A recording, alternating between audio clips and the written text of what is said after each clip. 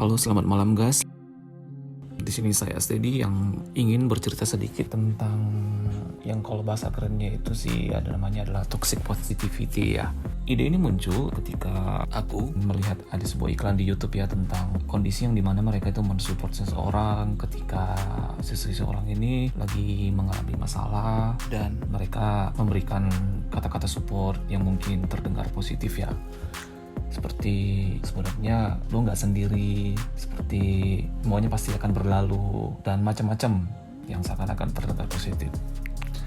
Tapi kalau yang sebenarnya, kalau misalnya kita gali lebih dalam ya, misalnya nih, kalau saya jadi orang yang mengalami masalah mental contohnya gitu ya, problem yang mungkin yang menekan mental, stres atau depresi seperti itu, jika dibilang kamu itu kuat, kamu itu luar biasa, kamu bisa melewatinya, kamu sudah bisa melewati beberapa hal, masih banyak orang yang tidak lebih kuat dari kamu. Misal kita sebagai orang yang mengalami masalah, sebenarnya secara sadar atau tidak sadar sebenarnya kita sudah tahu bahwa kita harus kuat, iya, kita harus berjuang, iya, dan benar kita memang tahu kita kuat dan kita harus berusaha.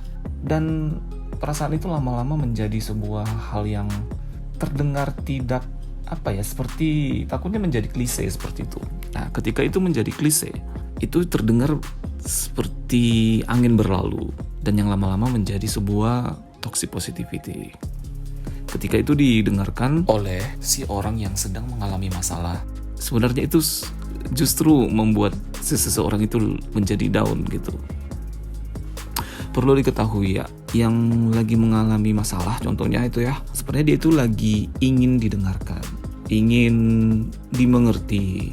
Memang bagus sih dari pesan-pesan dari orang-orang yang mungkin yang support, yang menyampaikan kalimat seperti kamu kuat, kamu bisa gitu, itu bagus. Mungkin di awal-awal itu berlaku, tapi pada akhirnya itu akan menjadi sebuah racun juga bagi si penderita atau si orang yang mengalami masalah tersebut. Seakan-akan kita memberikan label-label palsu, tanda kutip, kepada orang itu. Sehingga orang itu mendefinisikan bahwa dia kuat, padahal kenyataannya dia sedang berduka atau dia sedang struggle untuk mengalami masalah tersebut. Memalsukan dirinya, melabeli dirinya dengan hal-hal yang tanda kutip positif tadi, sebenarnya itu sedang memupuk bom waktu di dalam dirinya.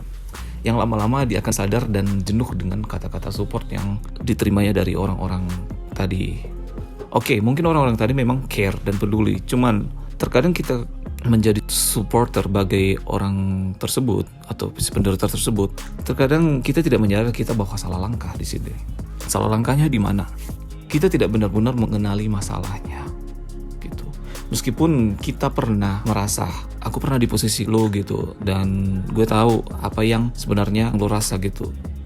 No, itu big no sebenarnya. Bisa jadi sama, tapi 100% tidak, karena memang circumstance seseorang itu sangat berbeda, tidak ada yang 100% sama. Banyak variabel-variabel yang harus disesuaikan kepada orang tersebut dan harus dimengerti.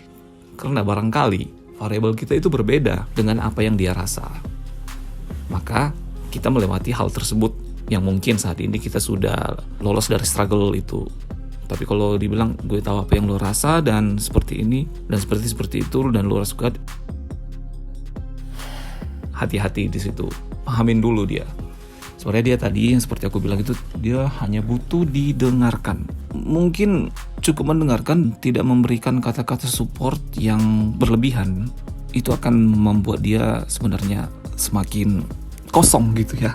Karena setiap orang yang dijumpainya dan melihat dia seperti itu, lama-lama menjadi sesuatu yang biasa gitu. Lu kuat, lu bisa melewatinya, tapi kenyataannya gak bisa. Nah, gimana sikap kita? Ya, kata mendengar itu sudah berapa kali ya aku sebutin. Yang memang pertama itu mendengar dulu, dengar ceritanya, pahamin ceritanya. Empati, pakai empati di sini. Rasakan, cukup merasa, jangan ikut-ikutan. Gue juga pernah seperti lu. Ya gak apa-apa sih, cuman cukup disimpan aja di dalam hati gitu. Cukup rasakan apa yang dia rasa. Beri empati. Mungkin kalimatnya seperti ini, wah itu pasti sulit ya gitu. Kuharap kamu bisa menentukan jalan yang benar gitu. Dan jangan memaksa dia seperti lu harus gini, lu harus gini, lu harus. Itu jangan.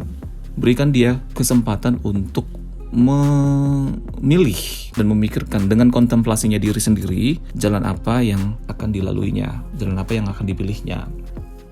Karena terkadang orang yang sedang mengalami masalah, ketika dia sudah mengikut perkataan support orang yang dia dengar, harus ini, jangan itu, jangan ini, dan ketika pada akhirnya ternyata tidak semanis, tidak sesemangat apa yang dikatakan supporter tadi kepada dia, maka di sini dia akan kecewa kepada seorang itu. Dan semua kata-kata itu akan menjadi palsu semua. Dan hati-hati, itu sangat-sangat toksik bagi seseorang ini. Jadi ini nggak mudah dan ini kompleks. Bahkan kita sebagai teman yang mungkin mensupport itu juga nggak mudah, nggak simple, nggak hanya mengatakan kata-kata manis. Jadi pesan aku, misalnya jika menemukan orang yang seperti ini atau ada tempat curhat, berikan saja dia space, ruang untuk berbicara dan ruang untuk bersandar. Karena dia mempercayai kita sebagai mungkin teman, keluarga, atau orang yang mungkin bisa membuat dia lebih nyaman. Oke, thank you sudah mendengar. Bersama saya Steady. Selamat malam. Bye.